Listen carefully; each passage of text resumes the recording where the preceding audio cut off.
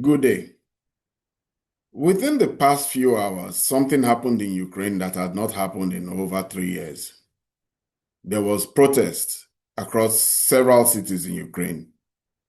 Particularly, there was protest in Kiev, there was protest in Odessa, there was protest in Lviv. And what might be prompting this protest, you may ask? It turns out today, two special anti-corruption bodies were put under much more restrictive executive supervision. You see, the Verkhovna Rada, the parliament of Ukraine, had signed into law two bills putting the National Anti-Corruption Bureau and the Special Anti-Corruption Prosecutor's Office under executive oversight. It turned out that recently these bodies have been ramping up investigation against elements in Zelensky's government. One particularly ran away recently from the country because the investigation was getting a little bit too hot. That's what some people say. So, in order to control the activities of these investigative bodies, the party that Zelensky belongs to, President Volodymyr Zelensky belongs to, quickly organized to have a new bill that will put these two organizations under executive oversight. In other words, these two organizations have lost their independence because they were independent organizations. For a long time, Ukraine has had a problem with corruption. Among most of the Eastern European countries, Ukraine has very low corruption perception index. They are very low down there. It is thought and it has been said and rumored many times, it has stated that Ukraine is a corrupt country. But in the past few years, Ukraine has had the benefit of a vast amount of money coming into our coffers, possibly $350 billion. Because over the past 3 years, there was a special military operation launched by the Russians. And because of that, the Americans opened up their purse and donated in aid, military aid, and direct aid to the government of Ukraine, well over 180 to 200 billion. President Donald Trump reckons it's 350 billion. The European Union also gave as much as 150 billion, but in military aid and direct support and many other forms of aid to Ukraine. So a lot of money flowed into Ukraine. Most of the money that came into Ukraine cannot be accounted for. At least that's what Zelensky had said once or twice when President Trump came into government and was asking for accountability of all the monies that had gone into Ukraine. It is so bad that some people in the West, particularly one critic of Ukraine, Tucker Carlson, has said repeatedly that he has come and seen Ukrainians spending money all across Europe. They are some of the largest spenders in cities across Spain, Italy, and even in Monaco. Recently, just a few days ago, there was a boxing tournament held in Wembley in London. The Ukrainian contingent was very visible and loud because they came there to support Alexander Usyk, their Ukrainian world boxing champion, who on that night unified the world boxing belts. There was a lot of celebration among the Ukrainian diaspora in London and across the world. So Ukraine has had a problem with corruption, but Ukraine has had a lot of money. And it is now finally time that it is expected that some form of accountability for all the monies that had flown into Ukraine should be made, especially now that Trump is stepping back and calling that other people should help in this project. It is also a time that more people are now asking for, especially opposition party, people opposed to President Zelensky. There is still opposition party in Ukraine, even though they have been crushed to a large extent. Democracy has been under the hills in Ukraine in recent times. But there's still some elements. One of them, particularly, like I said recently, is Vitaly Klitschko, the mayor of Kiev. He is a leading voice among the opponents of Zelensky, who has been calling for accountability and who has been calling for the threat to democracy by the Ukrainian president's party, members of this party, and the impunity with which they are ruling the country. In fact, he's accusing, and like many other people are accusing, President Zelensky of authoritarianism. Good day, and welcome to my channel, Ebima Mungo's Perspective on Global Affairs. If you're new to this channel, please subscribe. If you have any comments regarding the opinions I express, please put them in the comment section. Like and share. President Zelensky was complaining today. He was complaining very seriously that the monies that have been promised by the G7, by the NATO, and by the EU in the form of military support has not come to Ukraine. It's been slow in coming, he said. He is expecting more money at a time that more scrutiny is being called upon for the ones that he has already got. Because the EU recently signed off on a new arms package where they are trying to stimulate military spending among the member countries. So they signed off on a system where they will raise $115 billion and support countries that want to spend money and buy arms and send to Ukraine. So President Zelensky was complaining bitterly that arms and those arms has not come up to him yet. They have not started trickling into Ukraine.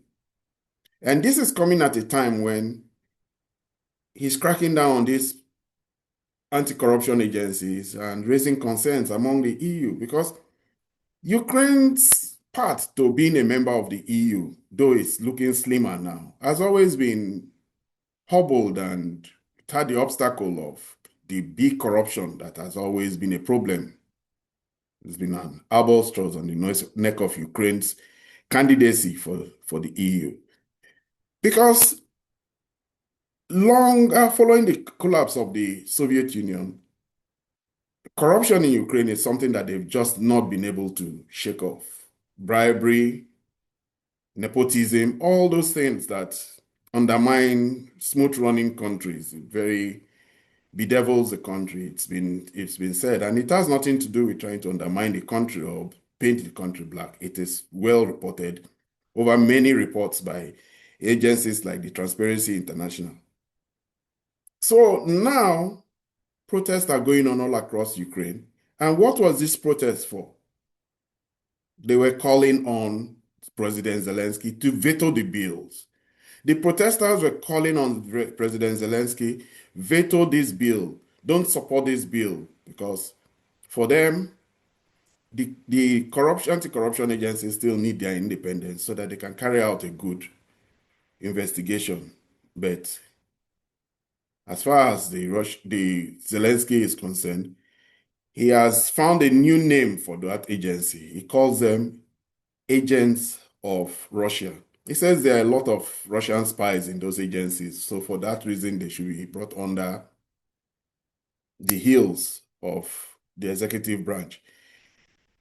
The calling any attempt to call for accountability as people being close to Russians or being agents of Russia was also used by the European Union Commission President recently, Ursula von der Leyen. She said recently that when she was being called upon, because she had a vote of confidence recently, a vote of confidence was held in the European Union Commission, and she accused those people who were calling for better accountability on her part of being Putin's agents. Putin's agents is the new form by which democracy is being repressed in the European Union.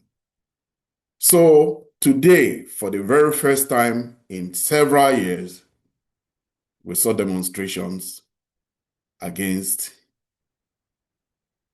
the government in Ukraine. But don't be deceived. The activities to support Ukraine is still ongoing.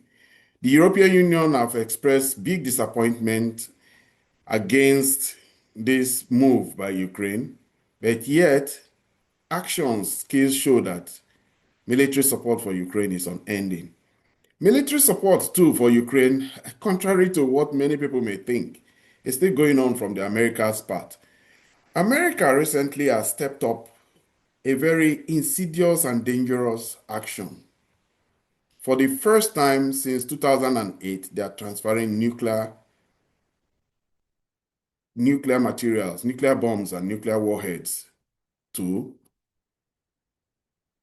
England. They have a base in England that they've occupied for several years since the World War II.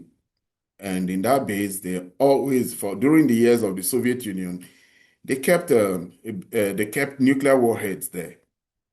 Because keeping nuclear warheads and keeping missiles that can deliver nuclear warheads was one of the big problems of the Cold War. It was for that reason that Turkey was made a NATO member. And when Turkey was made a NATO member and missiles were placed on Turkey, the Soviets went to Cuba and decided to also place their own missiles in Cuba. It was then that we had the Cuban Missile Crisis in the 60s that Kennedy had to contend with, that almost brought the world to the brink of World War. Following several strategic arms limitation treaty talks, there was a rollback of all these missiles and all these warheads. And following the collapse of the Cold War, it was thought that there was no need again to have these missiles on the European continent. So America pulled them back. But recently, Germany started calling for placement of these missiles on German soil. And now we are hearing that even though it is being done in a very covert way, missiles, nuclear carrying missiles are being shipped to England. The moves against Russia has also made Russia to double up, and Russia is saying that it's moving its own Oreshnik missile systems, including also nuclear armed warheads and missiles, to Belarus. That we already know. From the end of this year, there will be missiles being placed in Belarus, and President Lukashenko, the Belarusian president, has been very happy in telling everybody that he will be one of the first recipients of the Oreshnik. He's very happy about it. And he has threatened anybody who has any designs on attacking Belarus that they will feel the full brunt of the Oreshnik. It is not only these missiles that are being placed that are the issues here now.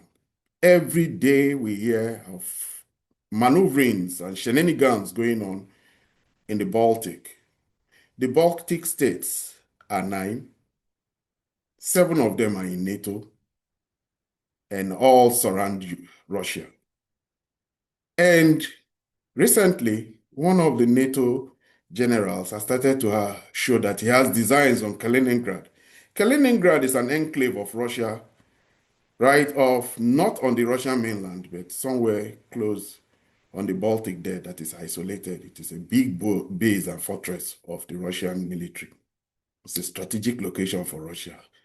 And we now hear that they want to take Kaliningrad or capture Kaliningrad or surround Kaliningrad. We fear also that any attempt will lead to a very terrible response from the Russians. These activities are growing. In the big, beautiful bill, President Donald Trump did something very, very timely and unique. He put provisions for money for the acquisitions of 25 new icebreakers. Because the Arctic has become a new frontier for the world. The military built up by the Russians in the Arctic has spooked all the countries that border the Arctic. Especially now that the Arctic is a big transportation hub. The Russians have built they now have nuclear powered icebreakers, and they are building the not Arctic route to the east there to trade with China. They have given China access to the Arctic, and in their collaboration with China, the Americans are worried. It is for that reason now that the designs on Greenland has increased. So even though we hear President Trump saying that he doesn't want to be involved in giving money and material support and military support to the Ukrainians, he wants Europe to take that. There's still a lot of activity going on the part of the Americans. This move to send nuclear plants, nuclear tip missiles to England is one that is very worrying. And already, the Russians are already mirroring this action. They are. They are mirroring it. They are watching it.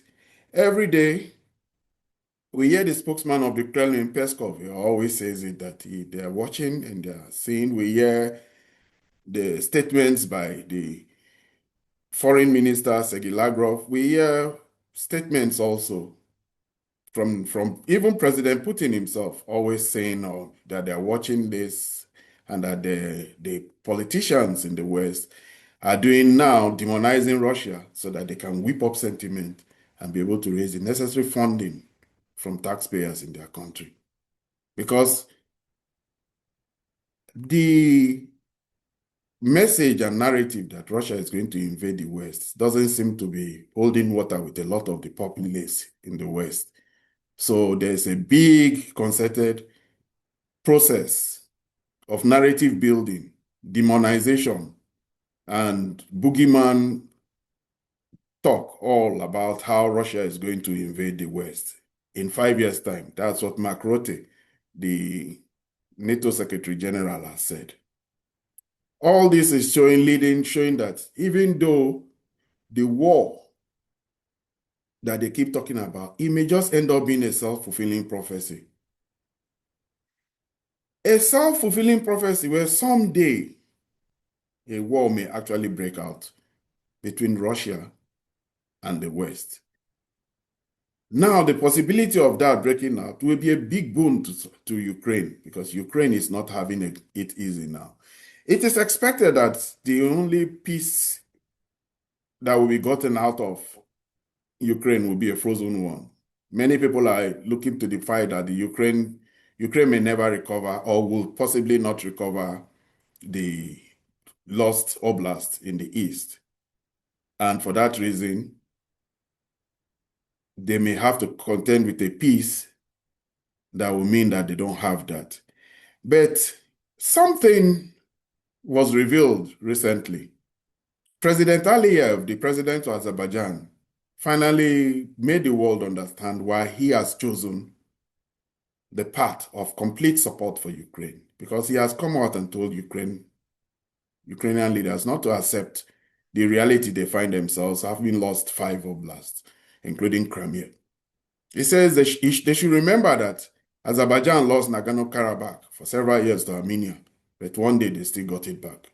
They got Nagorno-Karabakh in this blistering war where they used Turkish drones and obliterated a lot of tanks, Russian tanks owned by Armenia, T-72 and T-80 tanks. They just destroyed them because they were using Barakat TB2 drones. Very new. That was the most successful engagement, and it was such a spectacular success that Armenia had to leave Nagorno-Karabakh and told the Armenians that were there to leave that territory for the Azerbaijanis. The conflict between Azerbaijan and Russia it's now made clear as to why Azerbaijan has this interest of supporting Ukraine, because the hand of Azerbaijan has been shown in Operation Spiderweb. The large part of the Azerbaijani diaspora that in Russia was used in that operation. Russia has become aware of the activities, and Russia is taking action against them. In fact, Russia's action has been so decisive and swift and very hard that there's a crisis, there's a misunderstanding, there's a problem between the two countries as at now. Although President Erdogan is urging Aliyev not to escalate because the Russians will bear down heavily on them. They have a history of good relations over the years, especially Aliyev's father was quite good with the Soviets. He was a Soviet leader himself. So for that reason, Turkey is calling for caution, for moderation, although it is Turkey that is still the biggest instigator. Turkey and President Erdogan's duplicity is amazing in the whole of the activities in the Caucasus. And in not just the Caucasus, in the Middle East there. I have always said that I am a student of the Ottoman history. I love that empire very well. It was an extensive empire, several flamboyant sultans, great generals, great architects. Sinan, you need to go to Istanbul to see the great works of the architect Sinan, a major great builder of bridges. It's not so known in the Western world because the history we get to know is the history written by the British and by the Americans. But there's a history too, very rich history that makes Turkey to know itself, know its place in history. Because one thing we should all know is that 32 countries presently dotting the whole of the Middle East, all the way to North Africa, and even as far as China, were all part at one time of the Ottoman Empire. That was how extensive they were at their largest time. So it is in remembrance of that empire that Erdogan is being said to act these days. He wants a rebirth of that empire, and he's flexing his muscles and throwing his weight around the Middle East because of that aspiration, that goal, that hope, that desire to have a modern-day Ottoman Empire. For that reason, he acts in Turkey's interest in a manner that has made him a very unreliable partner in the whole of that neighborhood. Even the West don't know how to deal with him. But he calls for restraint sometimes, and he does have very great benefit to the Russians. You need to go to Istanbul and see the amount of Russians and how important that city is to Russia now. After all, it is through that city and through that country that the Turk Stream and the economic lifeline of Russia is still they still have a lifeline because of countries like Turkey and the UAE and all those countries that didn't buy into the rhetoric of the West. But he still is a duplicitous man, especially in regards to his dealings with Russia. Let's just hope that all this military buildup and all this call for war and all that is going on will not blow up, because even this duplicity and this self-interest of Erdogan brings conflict in places like Syria, brings conflict in Kurdistan, it brings conflict everywhere, and it brings him to conflict with Russia. And these days, he has made himself very amenable to the machinations of the British, even though they have a history of not liking each other. Let's just hope that things will get clearer as time goes on. But it is interesting to know that finally, to whom much is given, much is expected, and for whom much has been collected, which is President Zelensky, now the time for reckoning has come. Let's not forget that President Trump always calls Zelensky a big salesman, and he has brought so much wealth to his country. He did. In this little time, he has brought so much wealth. He is a salesman who continues to throw in money, at least bring in money. He has the confidence of all the leaders of the Western world. And it is for that reason that he is still as strong and is still in power the way he is in Ukraine. But time has come where he's been called to question. We'll continue to watch as events unfold in Ukraine. This is where I end my video for today. If you have any comments, please leave them in the comment section. You can like and share until I see you in the next video. But if you're also new to this channel, please subscribe. Thank you very much. Until the next video. Goodbye.